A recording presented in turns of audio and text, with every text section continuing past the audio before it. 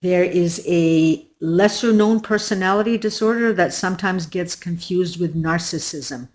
And while it's not the same as narcissism, the two can overlap, especially in how they affect children. So here's how they differ.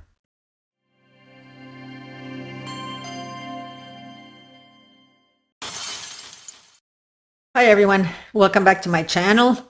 Today I want to touch base with the subject around a possible narcissistic parent.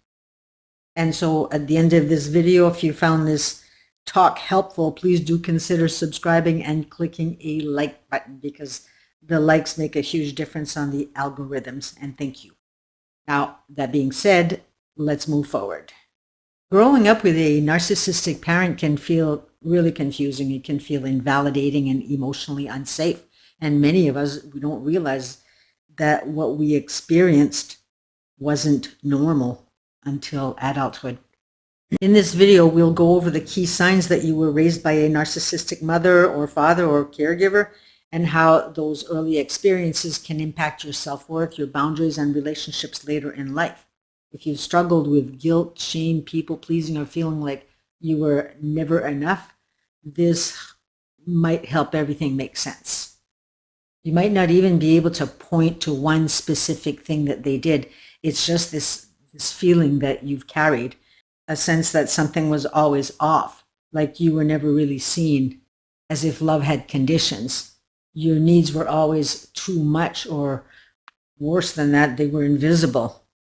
Some of you might have grown up believing the problem was you, that you were too emotional, too difficult, too selfish.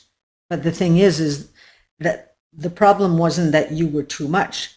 Your parent couldn't handle you having needs, feelings, or a self that existed outside of them. So in this video, we're going to explore how to identify whether your parent might have been a narcissist, have narcissistic traits, or histrionic. Not to label or condemn here, but to help you find clarity, because once you understand what really happened, you can finally stop blaming yourself. First of all, narcissistic parents don't all look the same. Some are loud, some are critical and controlling. Others are kind on the surface, sweet, generous, even self-sacrificing. But underneath, there's guilt, shame, and manipulation. Narcissism isn't always rage and ego. Sometimes it's emotional enmeshment. Sometimes it's silent treatment, martyrdom, or passive aggression. That's why it's so hard to tell. It is so confusing. But here's what narcissistic parents do have in common. They see their child as an extension of themselves, not as a separate human being. And I think I'm going to do a video on the extension of self so that you get a clear understanding what that means. But anyway, your feelings were inconvenient. Your boundaries, a betrayal. Your independence, a threat. And that plays out in subtle, painful ways that you might have lived with for decades without ever having a name for it. Not all narcissistic parents look alike. You might have questioned things like, but what if my parent wasn't arrogant? What if they weren't loud or entitled, or didn't seem to be anyway? And that's a valid question, because not all emotionally manipulative parents fit the typical image of narcissism. Some are actually emotional, dramatic, or needy in ways that made you feel like the caretaker. So let's pause here for a moment and clear something up.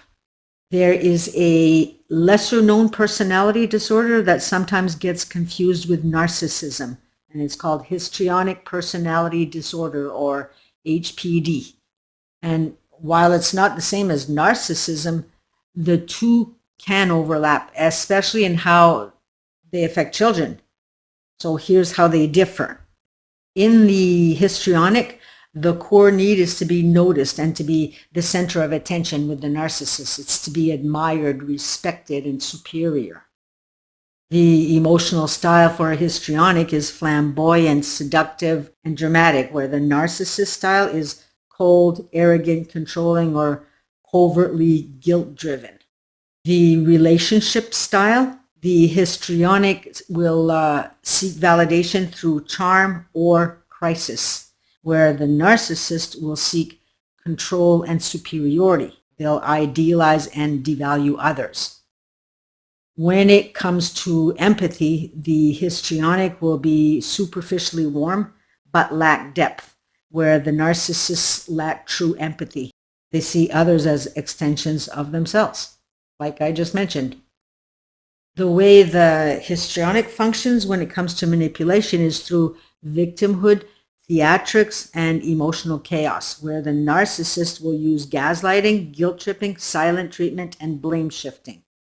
If your parent was always the victim, always in emotional crisis, or needed constant reassuring, you might have been raised by someone with histrionic traits. Or it also could be a blend of both. Like I've said before, it's like trying to read them exactly what they are is like trying to read a snowflake. What matters most isn't the label. What matters is that you were put in the position of emotional caretaker. Your needs were overshadowed by theirs. Your pain was often minimized or used against you. So if your parent didn't seem narcissistic in the traditional sense, but you still felt invisible, exhausted, and emotionally responsible for their happiness, that still counts. Because whether it was narcissism, histrionics, or a combination, the outcome was the same. You were not allowed to exist as your full self. You didn't get that happy childhood like maybe many of your friends have. Now, getting back to the narcissism part here. How do you know if your parent was a narcissist or narcissistic? These signs aren't just in what they did. They show up in how you felt growing up. Ask yourself, did you feel emotionally safe with them? Were you able to express your feelings without being punished, mocked, or guilt-tripped? Do you feel that you had to perform to feel loved or to do extra to be seen? Was their approval unpredictable or conditional? Did everything seem somehow always end up being about them? You were raised to doubt yourself. One of the most damaging parts of narcissistic or emotional immature parenting is that it trains you to question your own reality, not just in childhood, but long after. You were taught to guess your feelings, to minimize your own pain, to stay silent in the face of discomfort, because speaking up only made things worse. And over time, that conditioning doesn't just disappear here. It shows up in the way that you tolerate mistreatment as an adult, like CPTSD, emotional flashbacks, or in the way that you explain away red flags, and in the way that you twist yourself into someone more palatable because you learned early on that being you wasn't safe. That's not a flaw, that's survival.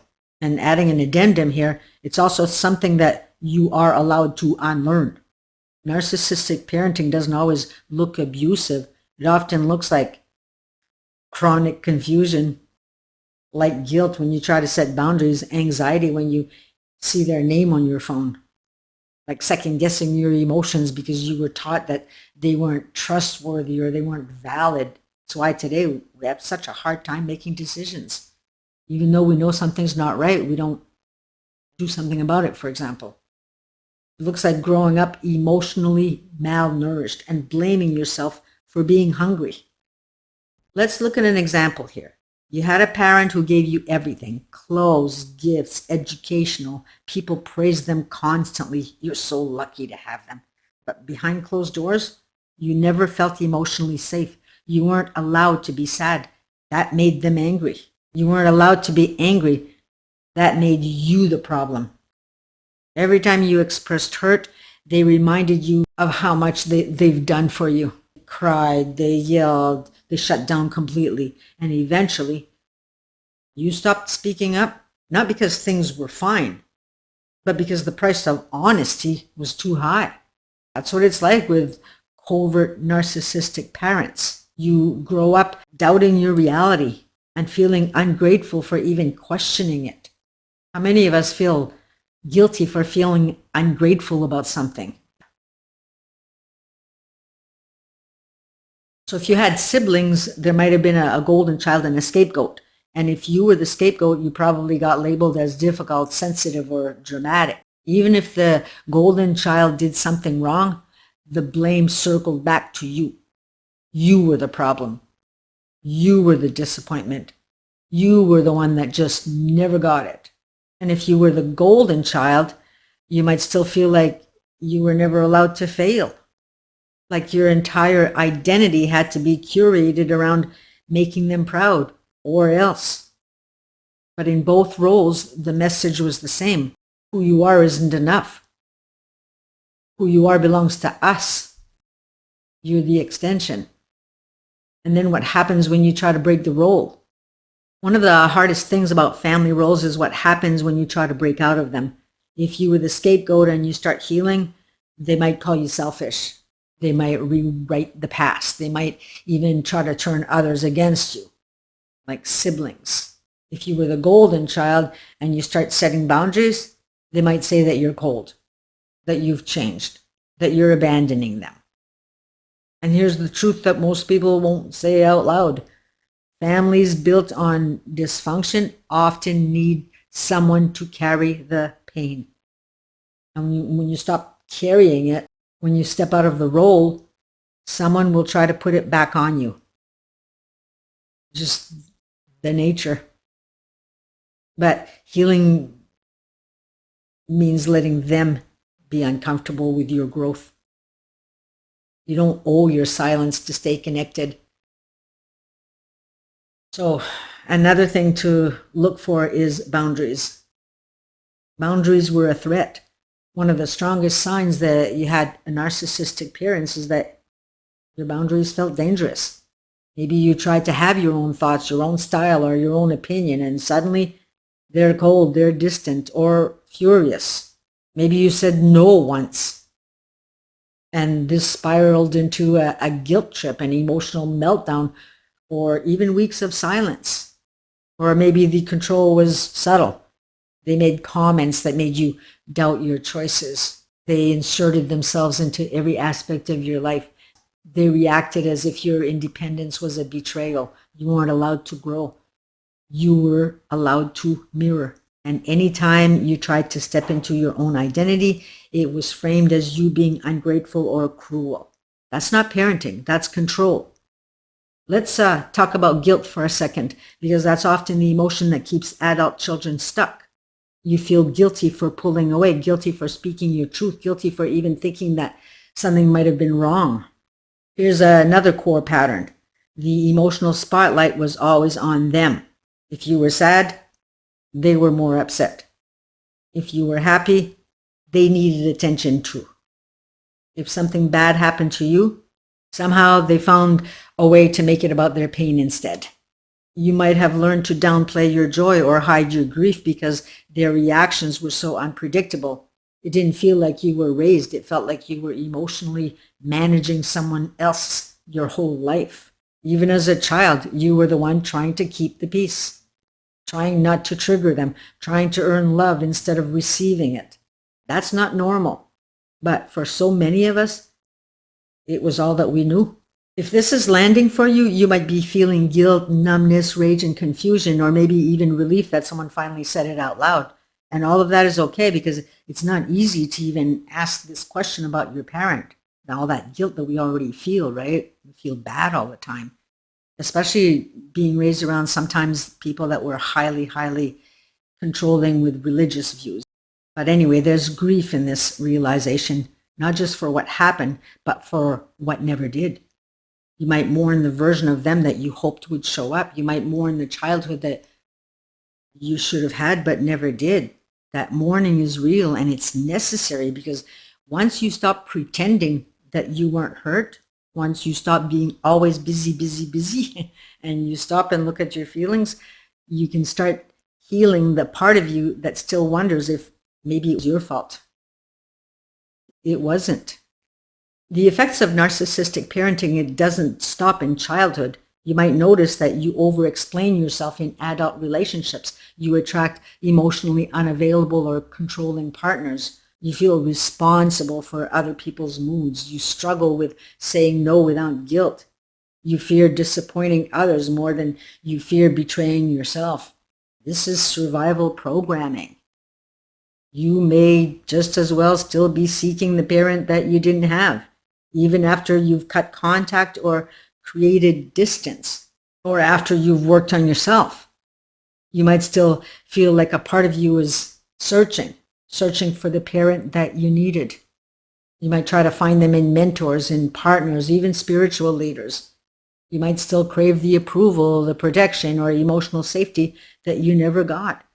And that's not weakness. That is grief. It's the part of you that was denied. So you don't need to judge yourself for that, but it helps to recognize it so that you don't hand your power over to someone else just because they remind you of love that never arrived.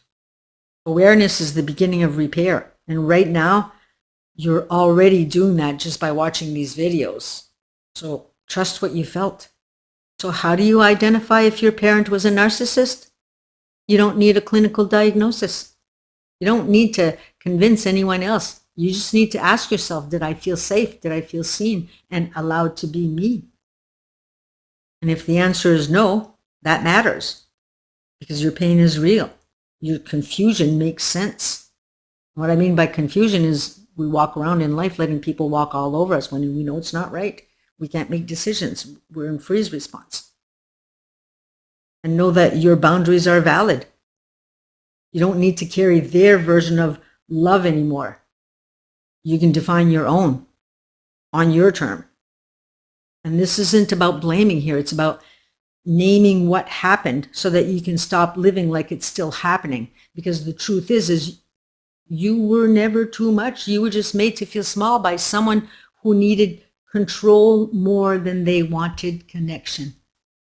That's how important control is to a narcissist. But now you get to choose something different. So I'm hoping that this video helped you identify what you've dealt with, and I hope that you can make a decision to separate who they were and who you are. None of this had anything to do with you. You were just in harm's way.